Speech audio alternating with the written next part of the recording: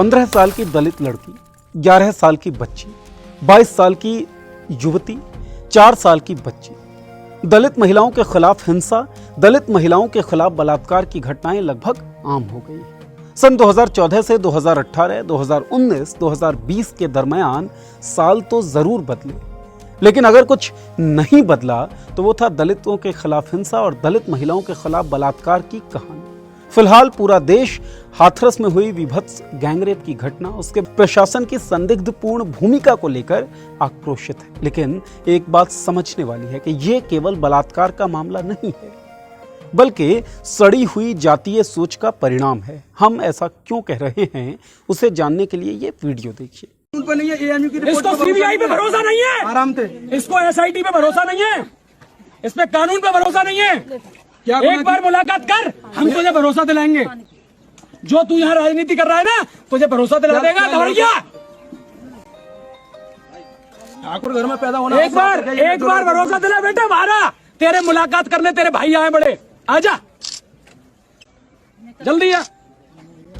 आखिर समाज के एक तबके में कुछ लोगों में इतना दुस्साहस, इतनी हिम्मत कैसे आ जाती है कि वो इस तरह के जातिवादी सोच का प्रदर्शन खुलेआम करते हैं। इसे समझने के लिए इतिहास को समझना होगा, मनुवाद को समझना होगा। मनुवाद मतलब कि मनुस्मृति में लिखे हुए सिद्धांतों का अनुसरण। मनुवाद की जड़ें वर्तमान भारत में भी गहरी हैं।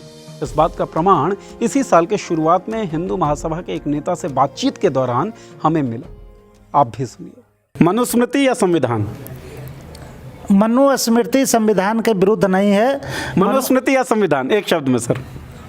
नहीं, हम संविधान का सम्मान करते हैं और मनुस्मृति में भी कोई ऐसी बातें नहीं है। मनुस्मृति जाति आधारित सामाजिक श्रेणियों की वकालत करता है और मनुस्मृति में अलग अलग सामाजिक श्रेणियों के दायित्व और कर्तव्य की बात भी लिखी गई है। मनुस्मृति के अनुसार शूद्रों का दायित्व है तथाकथित उच्च वर्गों की सेवा और ब्राह्मणों के प्रति समर्पण।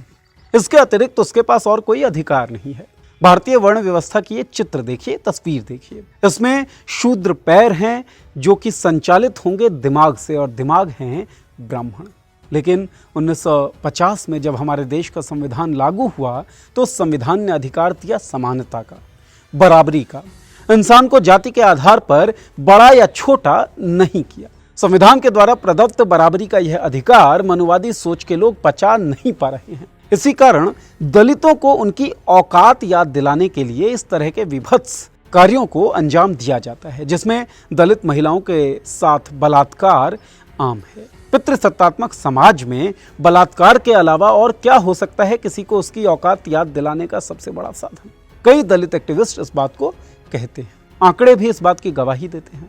पिछले साल यानी कि 2019 में एनसीआरबी के आंकड़ों के अनुसार राजस्थान और उत्तर प्रदेश दलितों के खिलाफ हिंसा, दलित महिलाओं के खिलाफ बलात्कार के मामले में शीर्ष राज्यों में रहे। नंबर 1 पर राजस्थान, नंबर 2 पर उत्तर प्रदेश।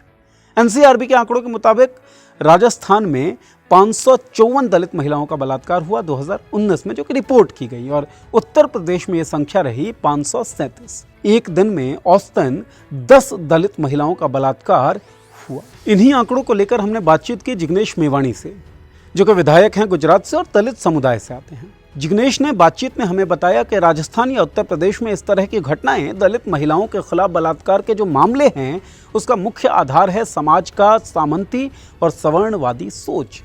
लेकिन उत्तर प्रदेश में इस सोच को सरकार और प्रशासन का संरक्षण प्राप्त है, जो कि अधिक खतरनाक है। हाथरस गैंगरेप के बाद 12 गांवों के सवर्ण लोगों की पंचायत। शुरुआत में मीडिया और विपक्ष के नेताओं पर गांव में जाने पर रोक जिग्नेश की बात को सही साबित करते हैं। आखिर क्यों प्रशासन मामले को दबाने की कोशिश कर रहा था? आखिर क्यों प्रशासन ने रात के अंधेरे में उस शव को जला दिया? ये बातें प्रशासन और सत्ता के घोर जातिवादी होने का प्रमाण है। मनोवादी सोच का विकास हमारे समाज के लिए, हमारे देश के लिए खतरनाक है। ये बात हम सभी को समझना होगा और आवाज़ उठानी होगी इस हर सोच के खिलाफ। आप देखते रहिए मॉलिटिक्स, सब्सक्राइब कीजिए हमारे यूट्यूब चैनल। अगर फेसबुक पर देख रहे हैं वीडियो तो लाइक कीजिए हमारा पेज। शुक्रिया। आपका मुद्दा बनेगा देश का मुद्दा। मॉलिटिक्स ऐप पर शेयर करिए अपनी बात हमारे साथ, हम उठाएंगे आपकी आवाज़।